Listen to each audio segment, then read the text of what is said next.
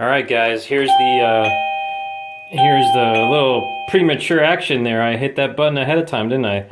Here's the Govee waterproof doorbell. I haven't installed this on the outside yet, but here's the button. And so you hit the button, and that's the sound it makes. And it flashes these little lights on there to let you know that there's somebody at the door. And you can see it's small enough so that you can put the doorbell there at the bottom, and your wife can put that smelly piece of junk thing there on the top that puffs out little smelly little puffs. And pretty cool system for only $16.99 or $17, something like that. Pretty good quality. Hopefully the battery lasts a while because this is a pain in the butt to get open. But cool, I like it. Later.